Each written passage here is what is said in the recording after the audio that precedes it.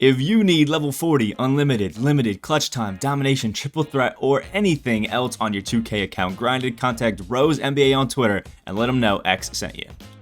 Alright, so we're going to use this wonderful website, 2kdb.net, and compare NBA 2K21 and NBA 2K22, the best endgame lineups, after we got a wonderful tweet from 2K today saying that they're just going to put endgames as the rewards.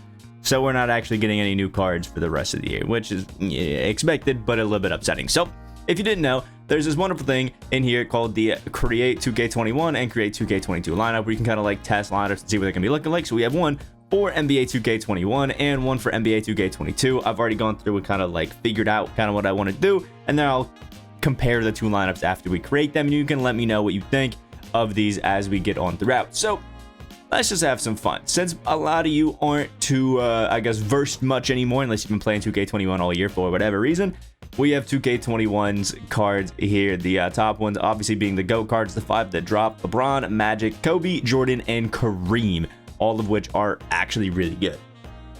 So let's just, I guess, continue on with it. So for the best 2K21 lineup, I think we got some easy ones. In the first card that we got to drop in the small forward position is going to be Invincible Bol. This card was just crazy. The Curry slide, the Brook Lopez base was just so fun, so smooth, just literally effortlessly getting you buckets.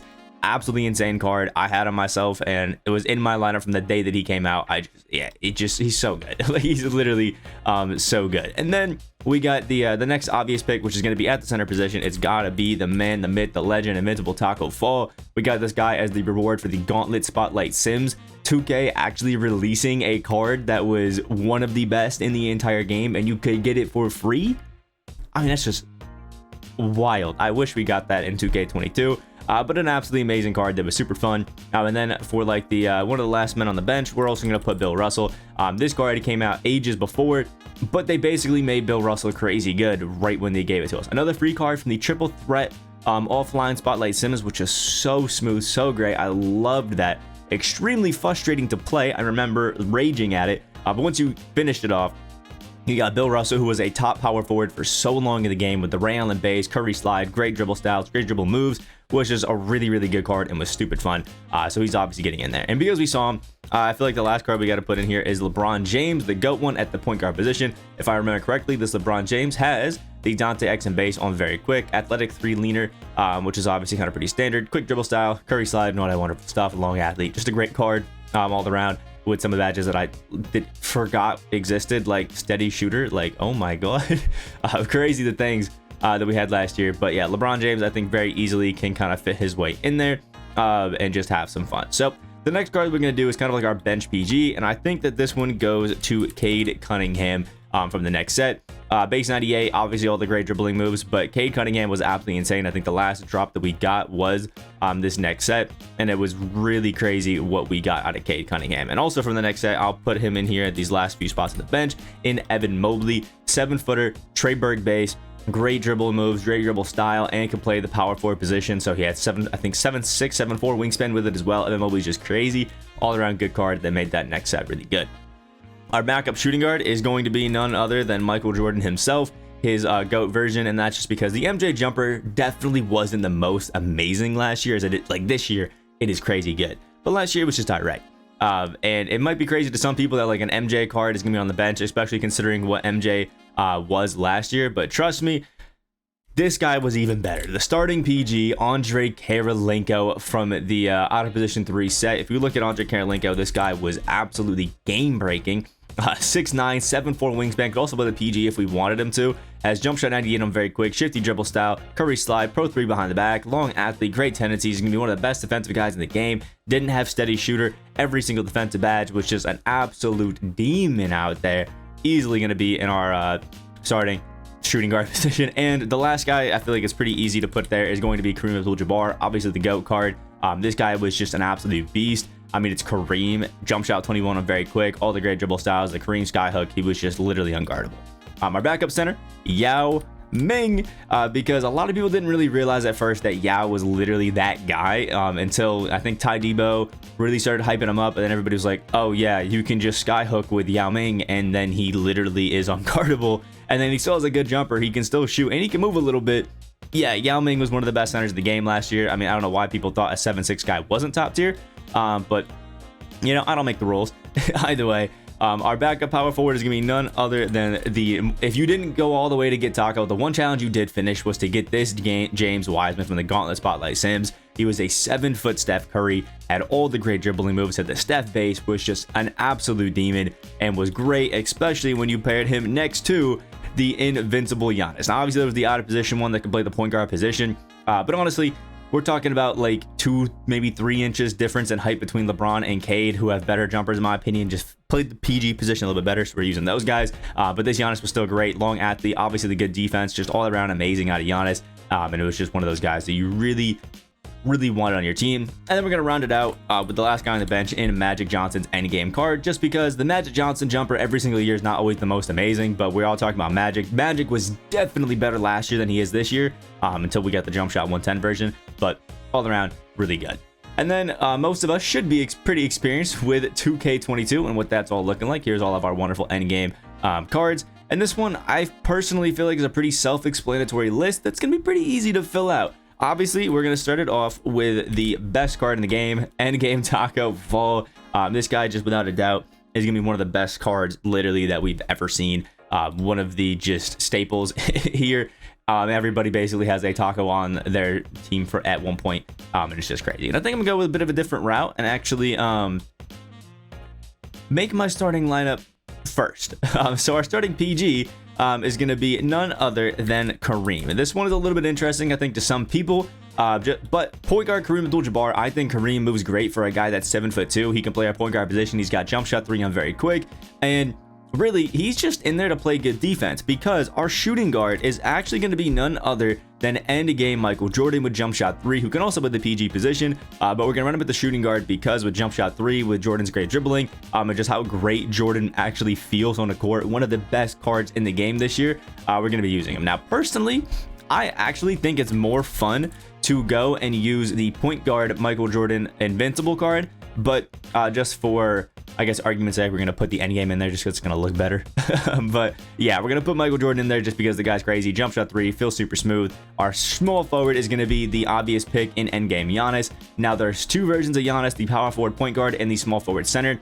Personally, I think the small forward center is going to be more useful just because there's so many endgames that can play the point guard position, like Kareem, Jordan. We have Luka, who can play the point guard. We even have a LeBron James that can play the point guard. I think we have a Carmelo who can't play the PG, I don't think. In these, we have Kobe Bryant, who can play the point guard position. Jokic, who can play the point guard position. Like, there's just LaMelo, who can play the point guard. James Harden, who can play the point. Like, there's a lot of PGs, is what I'm getting at. So I think just running the small forward center Giannis is a little bit more useful. And then for our power forward, especially on next gen, this is the best card you can use here. Endgame Wilt. You get the Luka Doncic jumper, obviously everything else that the endgame cards have, and on next gen, the guy is just absolutely insane. If you're on current gen, he's probably not the most game-breaking card in the game, but he is still super smooth. And speaking of the Luka Doncic jumper, the backup point guard is going to be none other than him.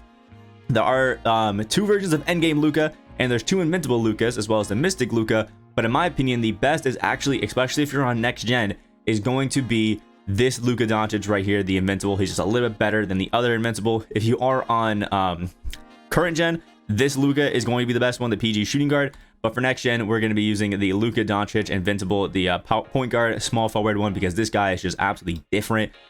Seriously good, and just my favorite card. And if you're wondering where Jokic is going to be, I'll show you it right now. We're going to put Jokic in this 11th spot right here because I do love this card. But I'm going to use the Luka Doncic jumper over the Ray Allen one. Both these cards are absolutely insane and are great, but I think that Jokic plays that better if you want to replace Kareem. He's just not working as well. You can put Jokic in there because he moves great for a 6'11" guy.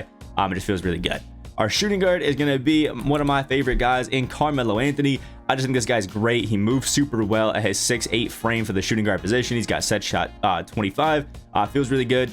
And because we are running like Taco Fall, we're not going to be able to run like shooting guard Taco and things like that. So I just think this works the best. Our small forward, this one's a little bit tricky for me sometimes, just because I have to toss up who I like and who I want to run places. But the card that I ended up going with for the final one is going to be LeBron James. Just think the guy works better Now, there are two versions of LeBron, and it just basically is based off which jumper you like more. Set shot 25 is on the small forward, power forward one, and jump shot 3 is on the small forward, point guard one. I think I like the point guard one a little bit better with jump shot 3, so I went with small forward PG LeBron James. The guy's just an absolute demon, absolute beast. Our backup power forward is going to be none other than Kristaps Porzingis, has jump shot 3 as well. Can play the center and power forward position, so we get a little bit of versatility with him, and he's great at both of those. But when we pair his jump shot 3 next to set shot 25 Yao Ming, who you knew was going to be here, it just makes an unguardable duo. These guys are absolutely insane. They're super fun, they're super smooth, and they basically can do whatever the hell you want. And then these last two spots really can just be picked up by anybody, if we're being honest. There's a lot of end games a lot of people can have some fun with. If you want to have Kobe Bryant on the lineup, you can throw him in there. Dirk Nowitzki, Shaq, they all work really well. Scotty Barnes, Magic Johnson. I wish Scotty had the shooting guard position, by the way. That would have been crazy. Ben Simmons. We got Tracy McGrady, Kevin Durant. That could all be really good. But I think the thing that makes the most sense is to give us maybe a little bit more versatility and just some fun with the PG Ben Simmons, just in case Jokic really isn't working. We also have Ben, and then also running Kevin Durant, just to kind of throw him in there. But the small forward shooting guard position one, that way we have some backups for both Carmelo and Michael Jordan, because our shooting guard backups were actually a little bit light with this lineup. So we're going to throw Kade in there to have some fun. You also could replace this Ben Simmons with another guy who could play the center position like Shaq, which actually might make a little bit more sense. And then this is what your best lineup looks like. So I honestly think that it's a little bit disappointing compared to 2K21, because let's actually do a quick little recap to see which one we like better. We're going to go through the jumpers. LeBron, Dante X and base. Andre Keralenko is base 98. Brook Lopez, jump shot 21. Jump shot 49. Base 98. Michael Jordan's jumper. Giannis, Steph Curry, set shot 8. Ray Allen, Trey Burke, Magic Johnson. That is what we have. 13 cards out here, 1 repeated jumper, which means 12 different jump shots in our best 2K21 lineup. And then in 2K22, jump shot 3, set shot 25, Luka, set shot 25, Luka, set shot 25, jump shot 3, set shot 25, Ray Allen, set shot 25, set shot 25. There's 4 different jumpers. That is crazy. There's 4 different jumpers, and jump shot 3 and set shot 25 actually make up over like 80% of the jumpers in the lineup. So just for like variety's sake, and actually like having to master some different jumpers and actually have some fun, I actually prefer 2K21's lineup, especially when you look at the fact that in these best cards, we have James Wiseman, Bill Russell, and Taco Fall, who are all actually free to get if you just grinded the game, which I just love. And here, all these cards are super cheap now because they dropped the endgame packs, but I don't really think that's super fair. At the time when all these were out before the endgame packs, this squad, we're looking at like 3 million MT. Definitely not the cheapest of squads. And even Taco right now, despite all the stuff, is still like 250k MT. Still not the most cheap lineup in the world, but all around a really fun lineup. Let me know which one of you guys personally believe, like which one was more fun. Obviously, I think the better lineup is the 2K22 lineup. I think the 2K22 could crush the 2K21 lineup, but the more fun one, in my opinion, was 2K21. Just different jumpers, different cards, different guys, and the cards still dribbled the same, but still kind of felt a little bit different. And I missed the fact of having that invincible ball on my lineup because that guy was just diffy. But let me know what you guys think down in the comment section below. Like the video if you did enjoy, subscribe if you are new, and I hope you have a great rest of your day, and I will see you in the next video.